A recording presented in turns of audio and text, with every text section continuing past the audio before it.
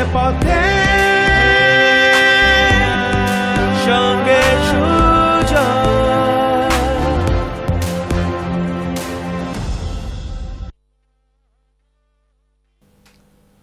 Do not make the mistake of postponing your success because of your laziness. Procrastination prevents progress. নমস্কার, জয়ের পথে সঙ্গে সুজয় আপনাদের স্বাগত। আমি প্রফেসর ডক্টর সুজয় বিশ্বাস এবং আজকে জয়ের পথে সঙ্গে সুজয় 447তম 447th এপিসোড, 447তম সপ্তাহ। এবং আজকের সপ্তাহে আমার অতিথি মিডিয়ার খুব চেনা মুখ, অনেক বছর ধরে চেনা, আর একটা পরিচয় আছে পরে দিচ্ছি, আমার খুব কাছের মানুষ, কাজের মানুষ, পায়েল মুখার্জি। পায়েল অভিনেত্রী এবং এন্টারপ্রেনার, ওর সম্বন্ধে একটু পরে বলছি। ধন্যবাদ Payel for coming to my show.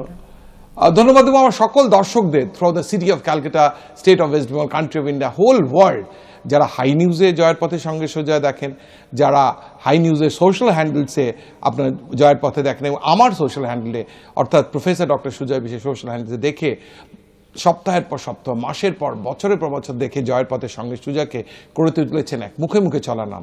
সঙ্গে রাখুন, দেখতে থাকুন জয়ের পথে সঙ্গে সুজয়। সাপ্তাহিক সাফল্যের 7 কারণে 7 to the first rule, never set milestones. স্বপ্ন দেখতে হবে, স্বপ্ন দেখলেই থাকবে স্বপ্নের, সেই স্বপ্ন পূরণের সম্মান। So never set milestone, one after the other, first stone, then second and third. The second rule of success, don't think about result. খুব ক্লিশে শুনতে পারে, but you cannot progress by thinking of result. Keep on doing, keep on, the results will come automatically. The third rule of success, live in the present. আমরা না আগে কি হয়েছিল আর পরে কি হবে বলেই জীবনের বেশিরভাগ অংশটা প্রেজেন্টে এনজয় করতে পারে। Live in the present, try to live in the, সত্যি I follow this and this is a great result. Live in the present moment, because moments make a life. Moment চলে গেলে সেটা আর আসবে না। The fourth rule of success, take action. কোনো কিছু যে করতে হয়, সেই শুরু করলাম না বলে যে procrastination prevents progress, সুতরাং procrastinate এক্ষুনি দেওয়ার, so take action immediately. The fifth rule of success, accept your mistakes. মানুষ মাত্রে ভুল হবেই, সেই ভুলটা নিজেকে গ্রহণ করতে হবে, and we have to keep on rectifying this. আমি বলি there are two kinds of সমালোচনা। criticism maybe একটা হচ্ছে criticism for criticism's sake, সমালোচনার জন্য সমালোচনা, আর একটা সত্যি শুধরানোর জন্য সমালোচনা। So we have to weigh between them and accept the mistakes if they really are. The sixth rule of success, do what is really needed. যেটা দরকার সেটা করতে হবে। সে যে আমি বলি না, the prayer of serenity which states, and I quote, God grant me the serenity to accept things which I cannot change, courage to change the things that I can, and wisdom to know the difference between what I can and what I cannot. So do what is really needed. Seventh, সাপ্তাহিক সাফল্যের সপ্তম এবং the last rule, অনেকবার হয়তো বলেছি, but it's very important, very true, it helps. Be honest, be humble. হিউমিলিটির মতন বড় সাফল্যের অস্ত্র কিছু আর নেই। বি গ্রাউন্ডেড, বি হাম্বল। চলে আসবো প্রশ্ন উত্তরে, তার আগে অতিথি সম্পর্কে 2-4 কথা। তার কারণ জয়ের পথে সঙ্গে সুজয় করে তার সফল অতিথিদের সাফল্যের ডকুমেন্টেশন। আমার আজকের অতিথি Payel Mukherjee. Payal Mukherjee is a multifaceted Indian actress and entrepreneur making significant strides in both the entertainment industry and the business world. She has worked across various Indian film industries, from Bollywood to South Indian cinema and the Bengali film industry. As an actress, she has captivated audience across India with her talent, while as an entrepreneur, she has addressed the pressing need for affordable healthcare solutions in a city of joy through introduction of healthcare brand Medizone, which operates as a chain of pharmacies and diagnostic setup matching up to their top industry standards. Her dedication and contribution to both industries are commendable and reflect her dedication not only to her craft but also to society's well-being. পায়েলের সম্পর্কে প্রশ্ন করার আগে আমি কতগুলো কথা বলবো। পায়েল আমার পরিচিত অনেক দিন।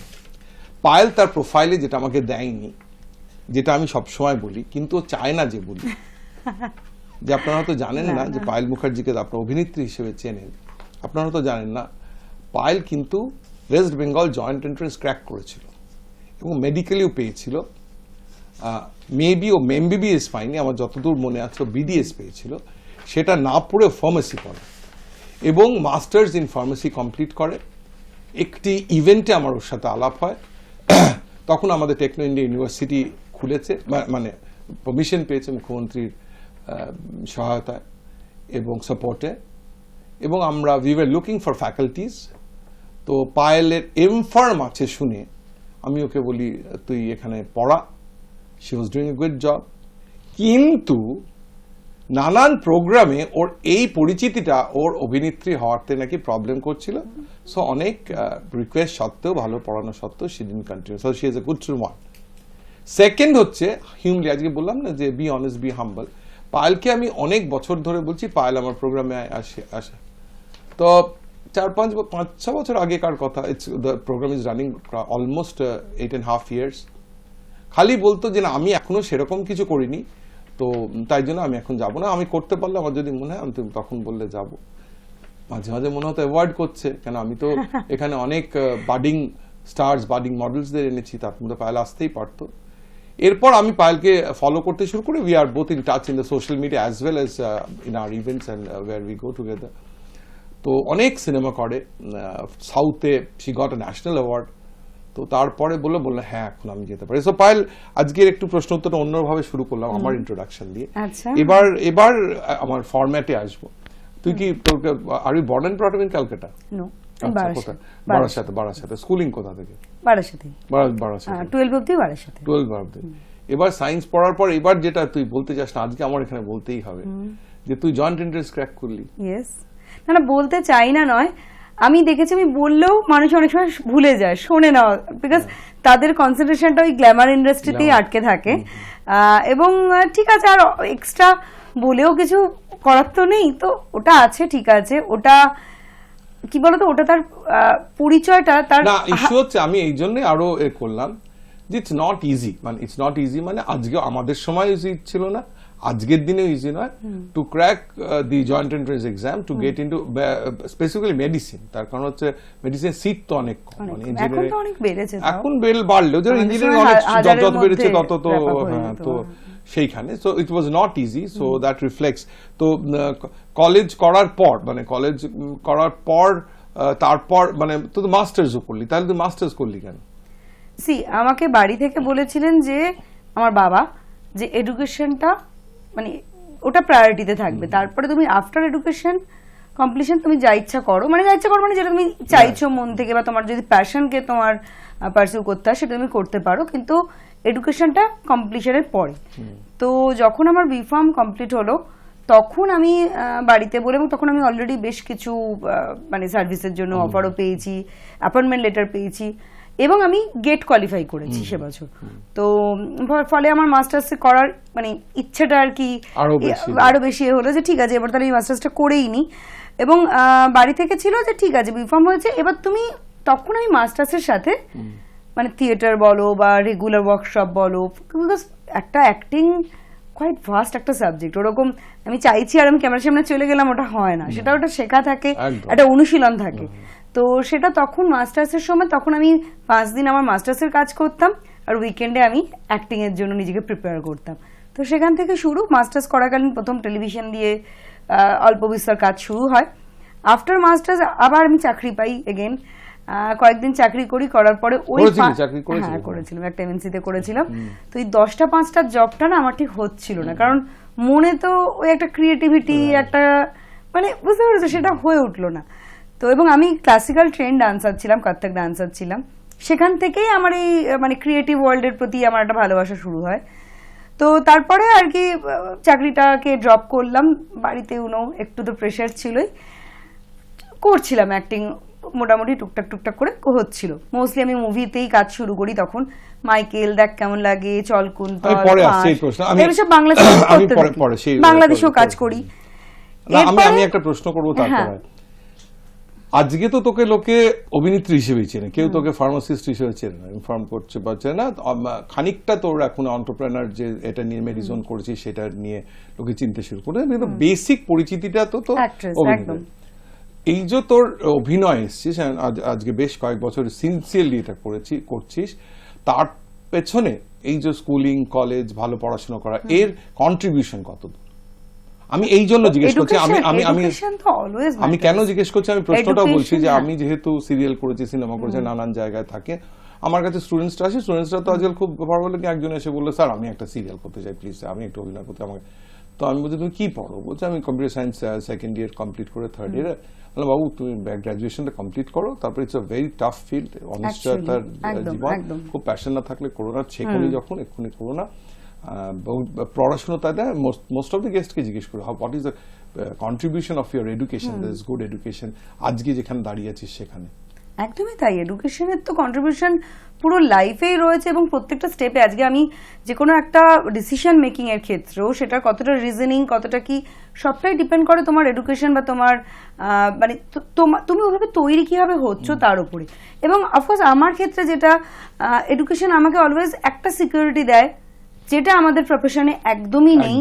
আজকে তুমি ভালো কাজ করছো, তোমার হাতে ভর্তি কাজ, এক মাস তুমি দম ফেলার টাইম পাচ্ছ না, হতে পারে নেক্সট মাসেই তোমার কাছে একটাও কাজ নেই, বা হয়তো কাজ যেটা আছে তোমার পছন্দ হচ্ছে না।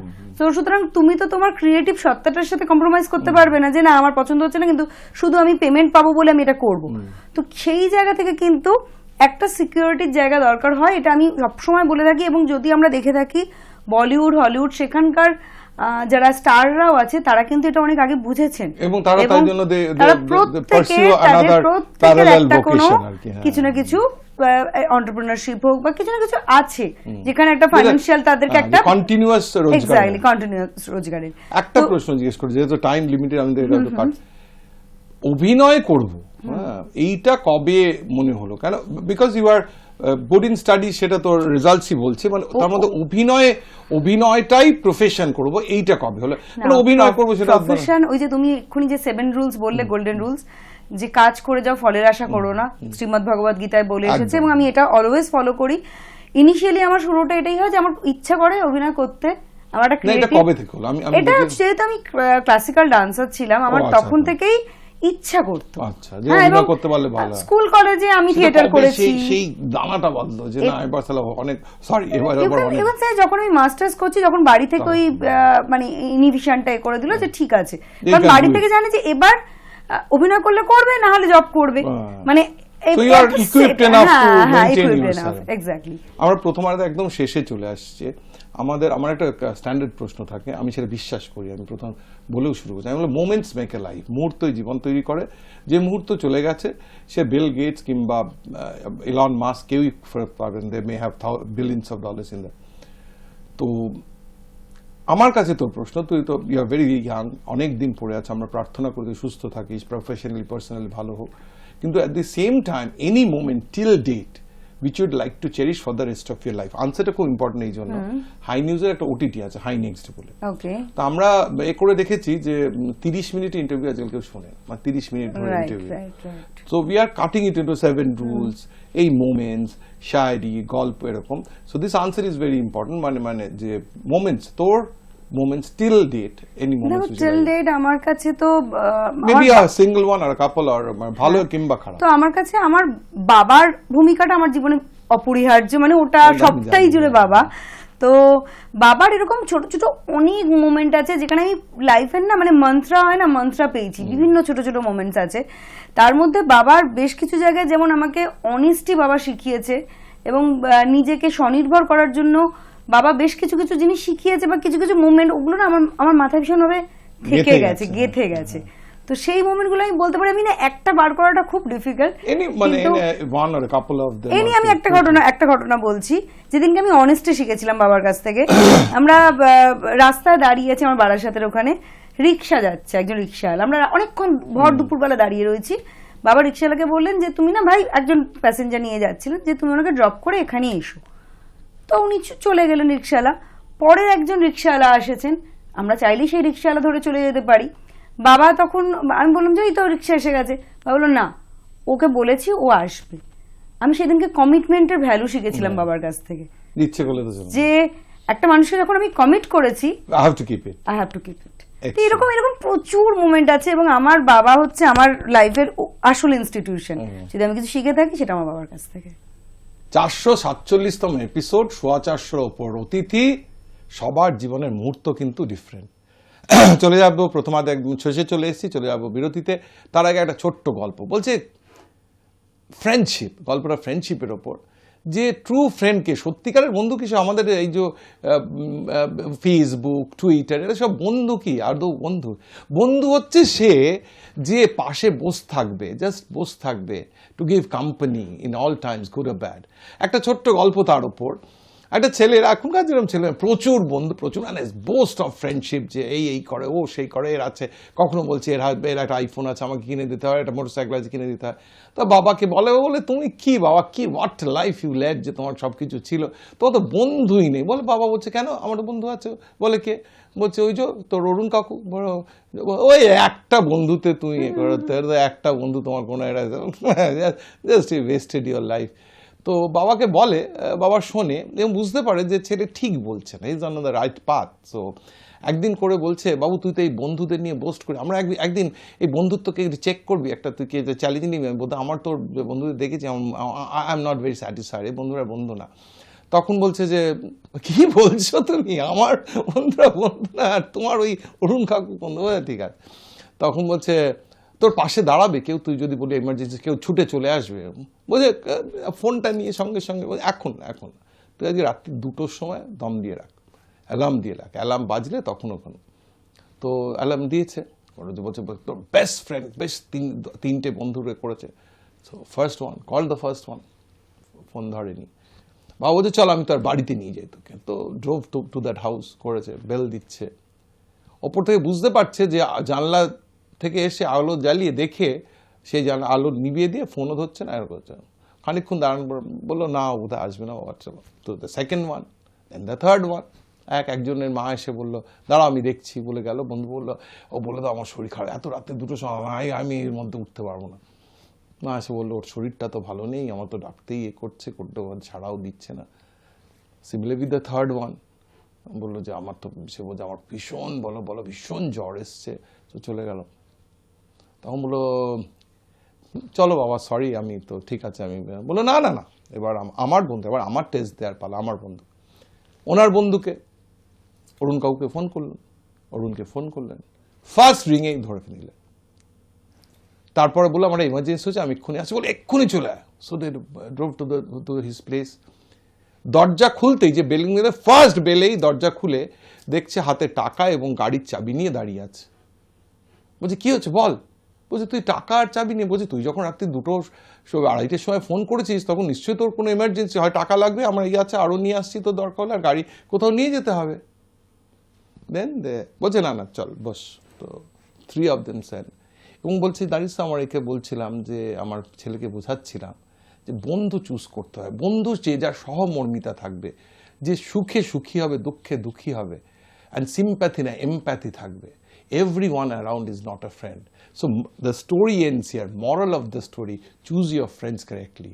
বন্ধুরা কিন্তু সেই বন্ধু যে জীবনের শেষ অবধি সুখে দুঃখে একসাথে থাকবে, will give the right kind of support. ভালোতে ভালো বলবে, খারাপ হলে কিন্তু খারাপ বলার সে স্ট্রেংথটা থাকবে সেই বন্ধুত্বে। সেই বন্ধুত্ব করলেই কিন্তু আমরা চলে যাব সাফল্যের চাঁদের পাড়া। চলে একবার ছোট্ট বিরতির পর আপনারা দেখছেন জয়ের পথে, সঙ্গে সুজয়। জয়ের পথে সঙ্গে সুজয়, পথে সঙ্গে সুজয়।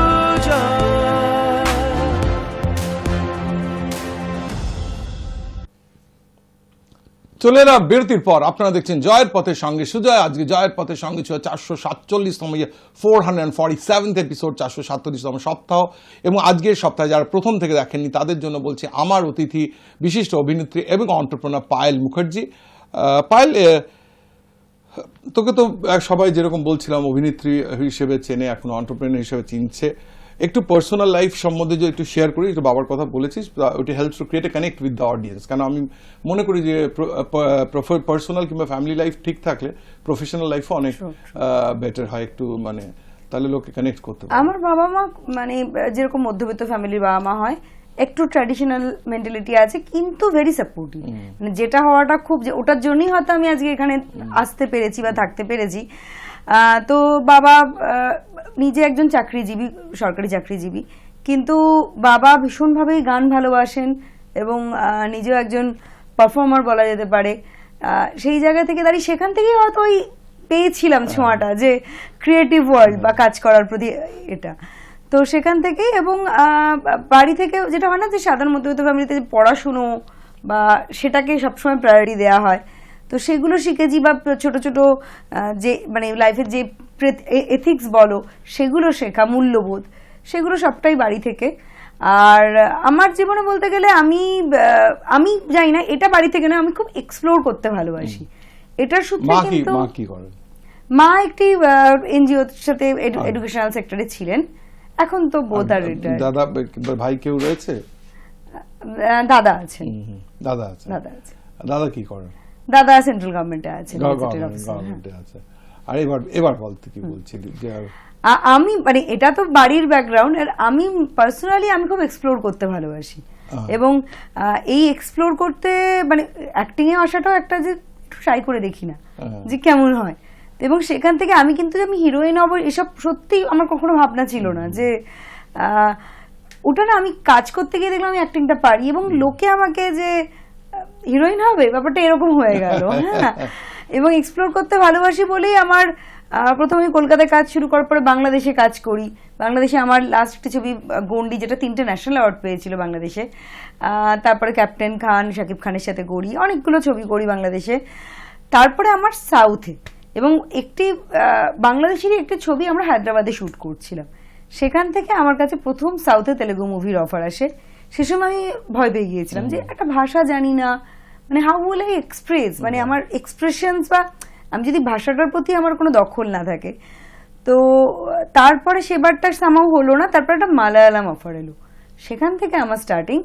তো সেটাতেই একটা ন্যাশনাল প্রাইজ পেলেন? হ্যাঁ, ন্যাশনাল প্রাইজ পেয়েছি, আমি বেস্ট অ্যাক্ট্রেসও পেয়েছিলাম। এবং ওরাই কনভিন্স করলো আমাকে, এবং আমার লুকটা খুব ওদের ক্যারেক্টারের সাথে যাচ্ছিল।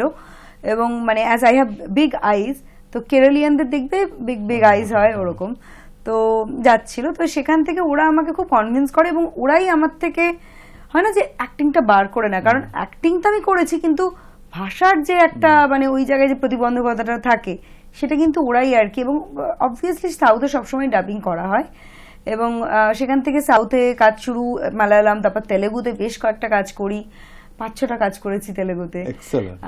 দেন বম্বেতেও কাজ শুরু হলো ব্যাক টু ব্যাক। তো বম্বেতেও আমার 3টে ছবি রিলিজ হয়েছে, ও 3 দিন, ননস্টপ ধামাল, লাস্ট গিরগিট রিলিজ হলো শিমারুতে। তো এখন আমার নেক্সট আর কি, আমি আরিয়া বাবরের সাথে অন্তর্যুত, যেটা রিলিজ হতে চলেছে ওটিটিতে। তারপরে আমি আরবাজ খানের সাথে একটি ছবি এখন করছি। আচ্ছা, হ্যাঁ, মূত্র বিসর্জন বর্জিত হে, তো সেটা আমি আরবাজ খান এবং আরো প্লেন্টি অফ আর্টিস্ট। হ্যাঁ, তো বিগ আর্টিস্ট। এমন অন্য একটা প্রশ্ন করি, আমি বলি যে আমরা তো সবাই মানে every human being has his challenges in life, এবং আমরা এই যতই কাজ এনজয় করি আমরা একটা স্ট্রেস থাকে, সেই স্ট্রেস থেকে রিলিফ করার জন্য কোনো একটা হবি পারসিউ করি। সো যেরকম আমি তোকে বলছি যে 150তম এপিসোড সৌমিত্রবাবু এসেছিলেন, সৌমিত্রবাবু বলে আপনার how do you get a stress relief. তো আমি ওনার সম্বন্ধে অনেক পড়াশুনো করে এসেছিলাম, যে তা সেটা কিন্তু কোথাও পাইনি, এবং ওনার ইন্টারভিউ দেখেছিলাম। উনি তখন বলেন উনি স্ট্রেস রিলিফ মানে একই, ওনার মানে ক্যানভাসে আঁকা রাখলে ওনার।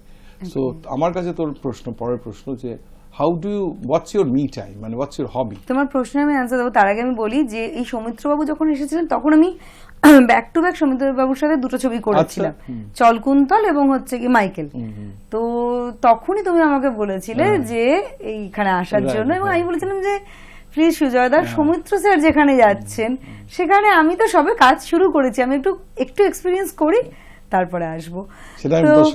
হ্যাঁ, প্রথমে বললে তো এই আমার স্ট্রেস রিলিফের জন্য আমি ডান্স করে থাকি, অ্যাজ আই সেড, কি আমার ওটাই প্রথম ভালোবাসা। আর তাছাড়া আমি ড্রাইভ করতে ভালোবাসি। হ্যাঁ, তুই কখনো ড্রাইভার নি না? তুই সব সময় না, ড্রাইভার নি, আদারওয়াইজ মানে আমি ড্রাইভটা এনজয় করি, মানে ওটা না অ্যাকচুয়াল মি টাইম আমার মনে হয় অ্যাকচুয়ালি। কিন্তু বাড়িতেও কিন্তু যখন থাকছি, আমি যেহেতু আমার প্যারেন্টসের সাথে থাকি, তো ওই গাড়ির মধ্যে আমি খুব খারাপ গান গাই। হ্যাঁ, তো খুব খারাপ, মানে বাথরুম সিঙ্গার, আমি বাথরুমেও সিং করি না, আমি অনলি কার সিঙ্গার, ও আচ্ছা, যেখানে আশেপাশে কেউ থাকবে না। হ্যাঁ, দ্যাটস তো a great one, that's a great one.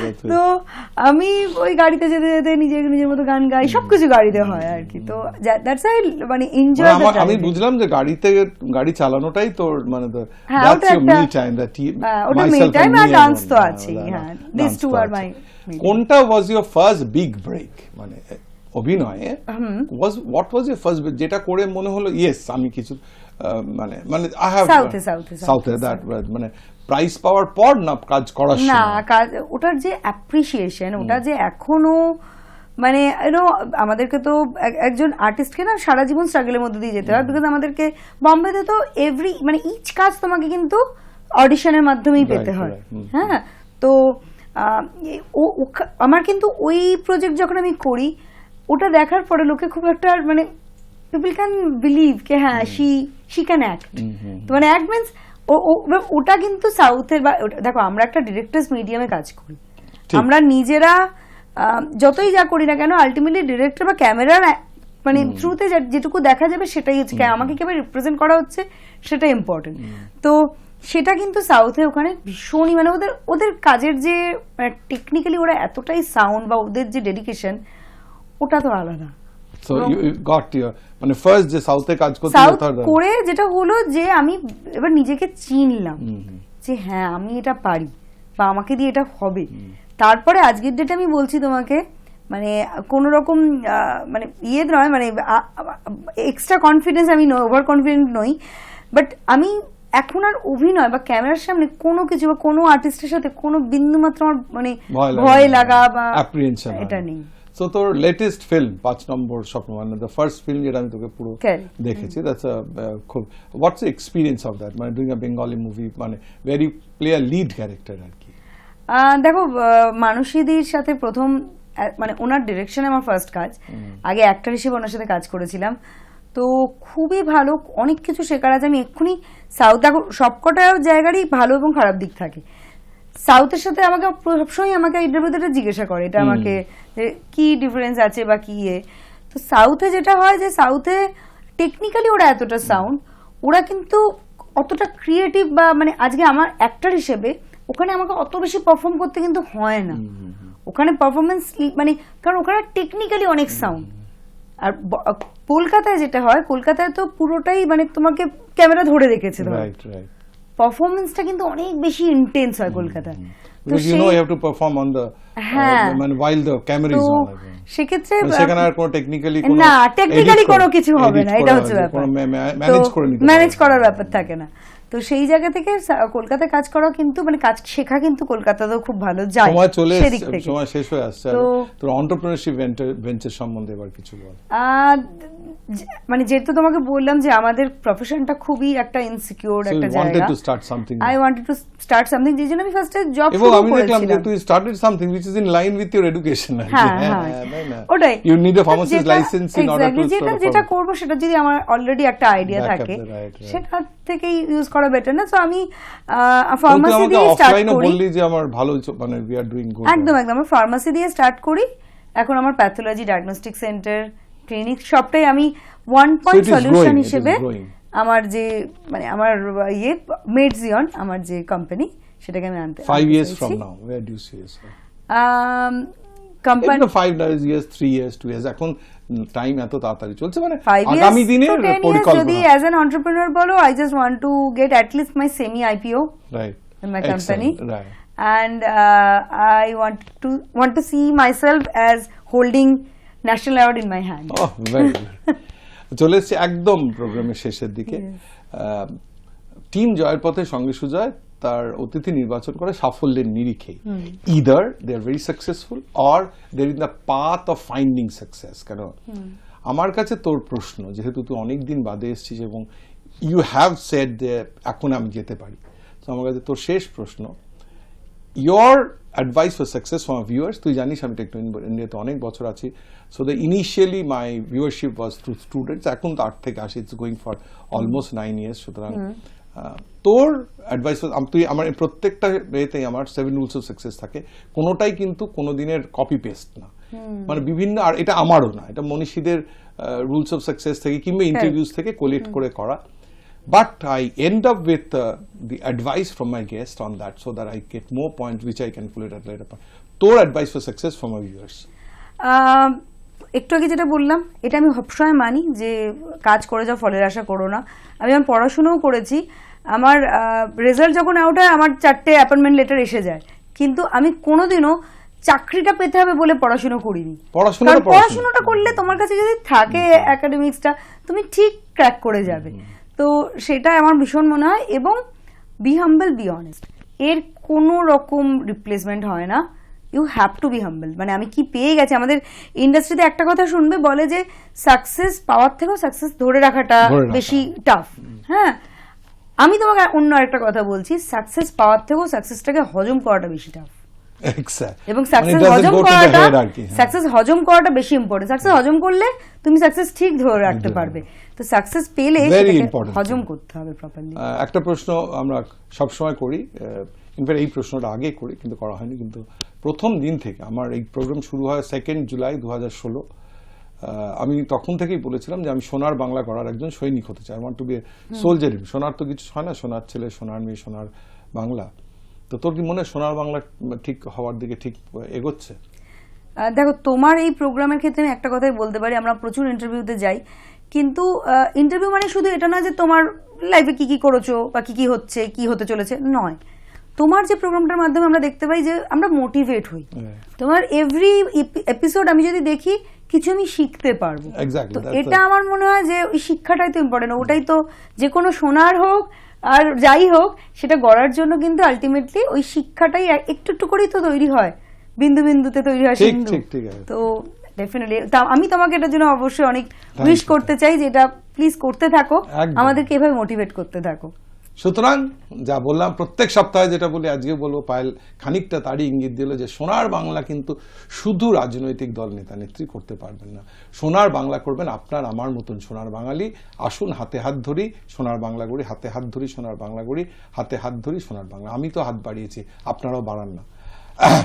চলে এসছি একদম প্রোগ্রামের শেষে। ধন্যবাদ দেওয়ার পালা। ধন্যবাদ Dibyendu Shekhar Lari, Asha communication, Sujay Saha Satelling advertising, Sharmistha Das canvas communication, Abhijit Mitra portray advertising, Goutam Pal information advising, Numi Mehta Selvel advertising, Keshto Shah Karukrit advertising, hoarding posters banners দিয়ে জয়ের পথে সঙ্গে সুজয়কে করে তুলেছে এক মুখে মুখে চালানা।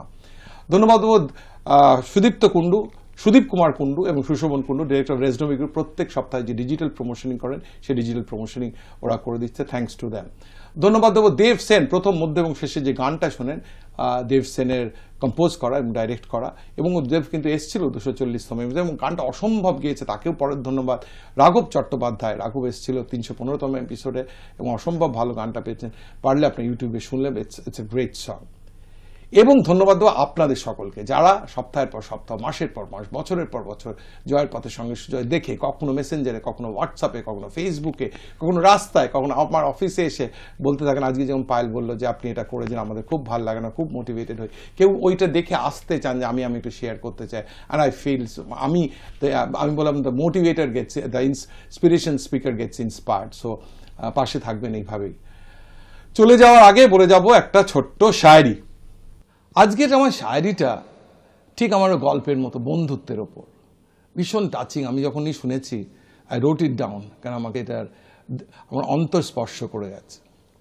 বলছে যে দিল মে দিমাগ না রাখতা হো वो होता है यार, जो दिल में दिमाग ना रखता हो वो होता है यार, जो हर पल कुछ भी बकता हो वो होता है यार, जो हर पल कुछ भी बकता हो वो होता है यार, जो आंसू को मुस्कान में बदलता हो, जो आंसू को मुस्कान में बदलता हो वो होता है यार, जो कुछ भी करे तेरा काम करता है, जो कुछ भी करके तेरा काम करता है वो होता है, जो कुछ भी करके तेरा काम करता है वो होता है, जो हर पल तुम्हारा साथ हो वो होता है, जो हर पल तुम्हारा साथ हो वो होता है, जो हर प्रॉब्लम को मात दे, जो हर प्रॉब्लम को मत दे वो होता है, जो हर प्रॉब्लम को तुम्हारा मत दे वो होता है, जो हर प्रॉब्लम को तुम्हारा मत दे वो होता है।